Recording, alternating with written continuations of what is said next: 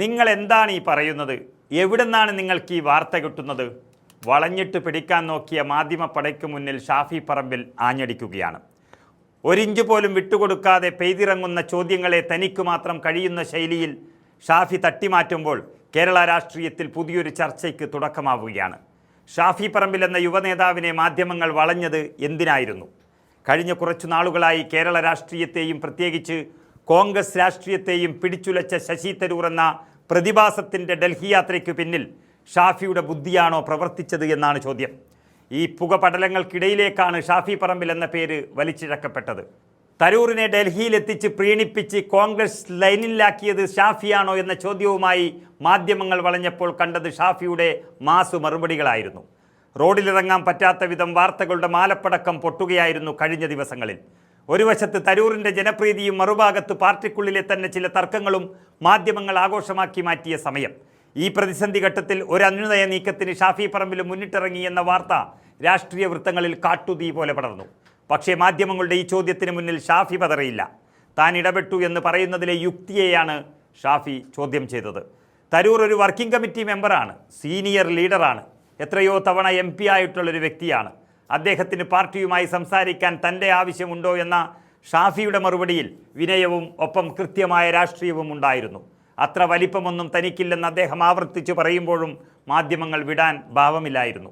ഷാഫി ഇത് വെറും വിനയം കൊണ്ട് പറയുന്നതാണോ അതോ വലിയൊരു രാഷ്ട്രീയ നീക്കത്തിൻ്റെ ഭാഗമാണോ എന്ന സസ്പെൻസ് അവിടെ നിലനിൽക്കുന്നു. തരൂറും കോൺഗ്രസ് നേതൃത്വവും തമ്മിലുള്ള മഞ്ഞുരുക്കാൻ പാലമായി പ്രവർത്തിച്ചത് ഷാഫിയും രാഹുൽ മാങ്കൂട്ടത്തിലും ചേർന്നാണെന്ന റിപ്പോർട്ടുകൾ പല കോണുകളിൽ നിന്നും ഉയർന്നു വന്നു.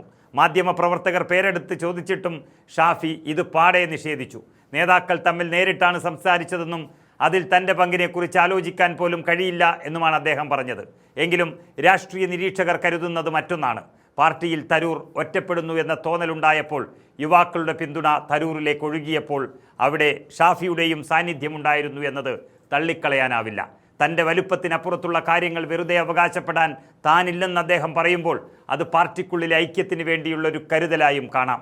ലീഡർഷിപ്പ് ലെവലിൽ നിൽക്കുന്ന ആളുകൾ തമ്മിൽ സംസാരിച്ച് വളരെ തൃപ്തികരമായ ഫലമാണ് ഉണ്ടായതെന്ന് തരൂർ തന്നെ വ്യക്തമാക്കുകയും ചെയ്തു.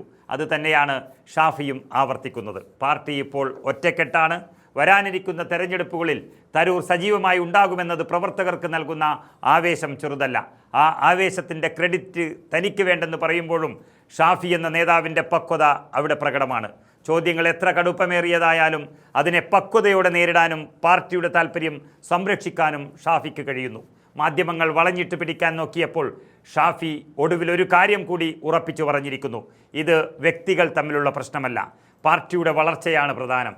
തരൂർ എന്ന നേതാവിനെ കോൺഗ്രസ് ലൈനിലേക്ക് തിരികെ എത്തിച്ചതിൽ ഷാഫിക്ക് പങ്കുണ്ടോ ഇല്ലയോ എന്നത് വരും ദിവസങ്ങളിൽ കൂടുതൽ വ്യക്തമാകും.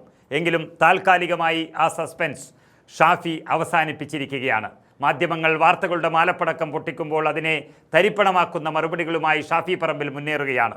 തരൂർ വിഷയത്തിലെ ഈ അനുനയം കോൺഗ്രസിന് വലിയൊരു ഊർജം നൽകിയിട്ടുണ്ട് എന്നതിൽ തർക്കമില്ല. ആ വിജയത്തിന് പിന്നിൽ ഷാഫിയുടെ ബുദ്ധിയുണ്ടോ എന്ന സസ്പെൻസ് ബാക്കി നിർത്തിക്കൊണ്ട് തന്നെ ഷാഫി തൻ്റെ നിലപാടുകൾ വ്യക്തമാക്കി കഴിഞ്ഞു. ചോദ്യങ്ങൾ കൊണ്ട് വീഴ്ത്താൻ നോക്കിയവർ കണ്ടത് ഷാഫിയുടെ മാസ് മറുപടികളാണ്.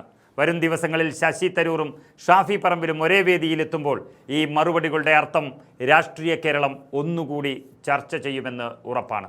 ശശി തരൂർ MP കോൺഗ്രസുമായിട്ട് അനുനയത്തിന് വേണ്ടിയിട്ട് ഷാഫി ഇടപെട്ടു, AICC സംസാരിച്ചിരുന്നു എന്നുള്ളൊരു റിപ്പോർട്ടുകൾ പുറത്തുണ്ട്. എങ്ങനെയാണ് ഷാഫിയുടെ റോൾ ഉണ്ടായിരുന്നത്? നിങ്ങൾ എന്തായി പറയുന്നത്? അദ്ദേഹം ഒരു വർക്കിംഗ് കമ്മിറ്റി മെമ്പറാണ്, കോൺഗ്രസിന്റെ സീനിയർ ലീഡറാണ്, എത്രയോ തവണ MP ആയിട്ടുള്ള ഒരാളാണ്.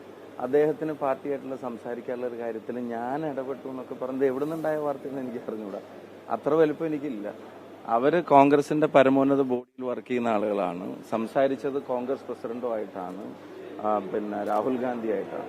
അപ്പൊ അവരിൽ തമ്മിലുള്ള സംസാരത്തിന് ഞാൻ ഇടപെട്ടു എന്നൊക്കെ പറഞ്ഞുണ്ടാക്കുന്ന വാർത്തകൾ അത് യാഥാർത്ഥ്യമായിട്ട് ഒരു ബന്ധവുമില്ലാത്തതാണ്.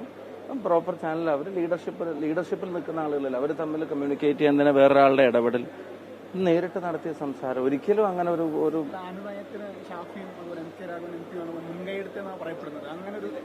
അല്ല, ഞാൻ എന്റെ കാര്യം അല്ല എനിക്ക് പറയാൻ പറ്റുള്ളൂ. ഞാൻ അങ്ങനെ എൻ്റെ വലുപ്പത്തിന് അപ്പുറത്തുള്ള ഒരു കാര്യം ഞാൻ വെറുതെ ക്ലെയിം ചെയ്യേണ്ട കാര്യമില്ലല്ലോ. ലീഡർഷിപ്പ് ലെവലിൽ നിൽക്കുന്ന ആളുകളാണ്, അവർ തമ്മിൽ കമ്മ്യൂണിക്കേറ്റ് ചെയ്തു.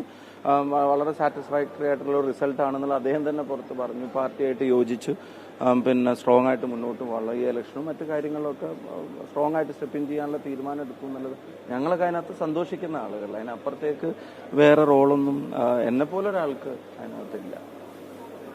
Thank you.